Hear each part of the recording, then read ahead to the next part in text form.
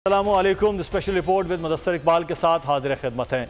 नाज़रीन, इस वक्त अगर हम बात करें तो सबसे अहम मामला इस वक्त ऑफिशियल सीक्रेट एक्ट का है, जिस पर अब सदर ममलिकत की जानिब से जिस किस्म का 22-24 घंटे के बाद बयान आया कि जब वो कानून बन गया, मीडिया पे खबर चल गई, न्यूज़पेपर अगले दिन के आ गए, सब चीज़ें हो गई और उन्होंने कहा कि मैंने दस्तखत नहीं किए हैं।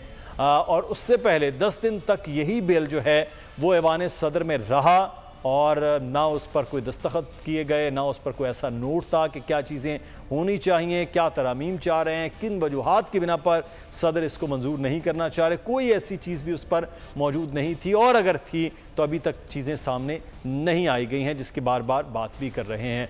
तो क्या वजह है कि पार्लियामान के ख़त्म होने, यानी कि पार्लियामान का एक हिस्सा जो ऐवान ज़ेरी हैं उसके ख़त्म होने के बाद ये तमाम तर चीज़ें आई हैं। इस वक्त ये सवाल बड़ा अहम है, लेकिन बहरहाल कानून बनने के बाद अब अदालत भी बन गई। अदालत बनने के बाद आज एक मुकदमा भी सुन लिया गया और उसमें रिमांड भी दे दिया गया है। ऑफिशियल सीक्रेट एक्ट के इतना अहम मामले को हवाले से भी ऑफिशियल और सीक्रेट कुछ नहीं बाकी बचा। नज़ीर लगारी साहब हमारे साथ मौजूद हैं, सीनियर सहाफ़ी, तजज़ियाकार और एडिटर इन चीफ बोल हैं। लगारी साहब, सर, ऑफिशियल मामलात में सिक्रेसी थी, वो सीक्रेट तो खुद सदर ममलिकत ने सीक्रेट नहीं रखा कि ये चीज़ें हैं। तो अब अगर सदर ठीक हैं तो अपने अमले के ख़िलाफ़ उनको चाहिए FIR करवा दें, उनके ख़िलाफ़ मामलात हैं। अगर सदर ठीक हैं तो कोई ना कोई नोट, कोई तहरीर, कोई चीज़ें तो होती हैं जो सदर के पास में कि ये चीज़ों की वजह से वो हुआ। तो ये इस तरह से ये जो किया गया है, ये तो बड़ा मजाक बना दिया गया आइन का भी और मुल्क का भी।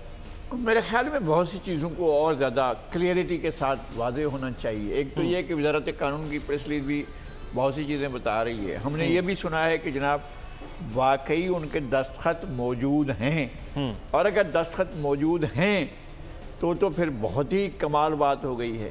अगर दस्तखत नहीं हैं तो भी इस पर हमने कल सारा दिन इस पर बात होती रही है, रात को बात होती रही है, हम ये बात करते रहे हैं कि जनाब अगर आपने दस्तखत नहीं किए तब तो आपने एक डिसेंट वोट लिखा होगा ना कि मुझे इससे इख्तिलाफ है। दुनिया भर में ये उसूल है और सदर ममलिकत ऐसा करते हैं। माजी की इनकी अपनी रिवायात भी हैं कि जो ये इनकार करके वापस भेजते रहे हैं।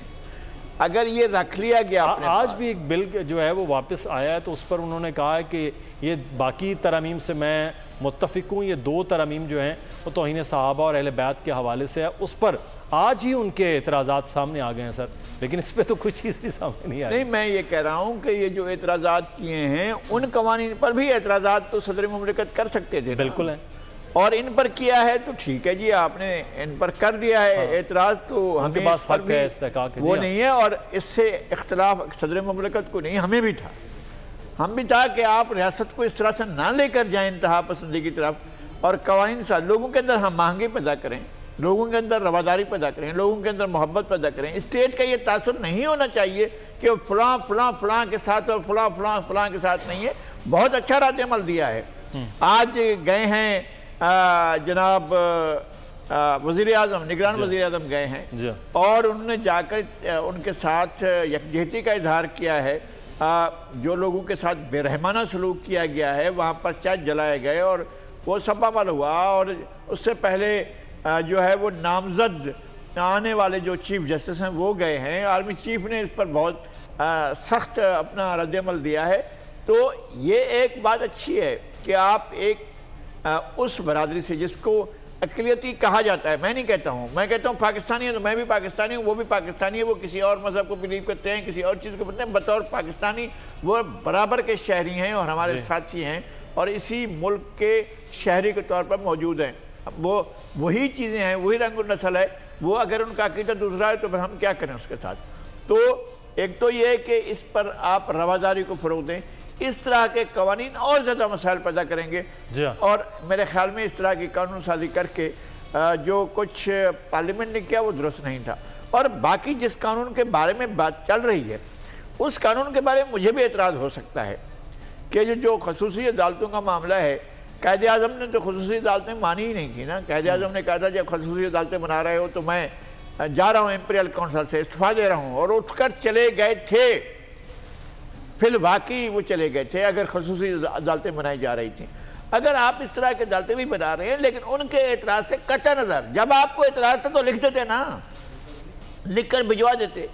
अच्छा, ये आपका अमला नहीं सुन रहा था तो आप जाकर मीडिया को बुला लेते अपने पास, कहते जनाब ये एक चीज़ आई है जिस पर मैं अपना इख्तलाफ का इजहार कर रहा हूँ और मीडिया आपके पास बैठ जाता। मैं कल जिस ट्वीट के जरिए उन्होंने कल बताया है, उससे पहले भी ये चीजें और नहीं आ सकती थी। मैंने ये कहा है कि अगर नहीं बता रहे थे तो अज़राए करम वो मुझे फोन कर देते एक आम आदमी को। हाँ, आप यकीनन सदर ममलिक के पास मेरा नंबर होगा और उनका नंबर भी मेरे पास है, तो अगर वो मुझे फोन कर देते और कहते जनाब, फोन भी ना करते, टेक्स्ट मैसेज करते थे कि मुझे इससे इख्तलाफ है, तो मैं ज़ाहिर यहाँ बैठकर ब्रेकिंग न्यूज़ की तरह मैं आपके पास आकर बैठ जाता, कहता कि ये ब्रेकिंग न्यूज़ है मेरे पास। आप लोग इस मुल्क पाकिस्तान में आजाद हैं। सहाफती उसूलों पर कारबंद, बोल न्यूज ने रखी रिवायत बरकरार। बोल न्यूज की जानिब से देखने वालों को यौम आजादी की बेहद मुबारकबाद। मुल्क भर से जश्न आजादी की तकरीबात बोल ने दिखाई अपनी स्क्रीन पर। पाकिस्तान के 76वें यौम आजादी का जश्न, बोल ने सुनाई पाकिस्तान जिंदाबाद के नारों की गूंज। बोल की सबसे बड़ी ट्रांसमिशन में पाकिस्तान का नाम रोशन करने वालों ने दिए कौम को पैगामात। बेपनाह मुश्किलात का सामना करके इस मुल्क को हासिल किया। आज़ाद कौमों को बहुत सी कुर्बानियाँ देनी पड़ती हैं। 76 वारियों में आज़ादी का दिन जोश खरोश के साथ मनाया, क्योंकि जिंदाबाद पाकिस्तान ये है बोल की पहचान। सब्सक्राइब करें और बेल दबाएं ताकि कोई खबर रह न जाए।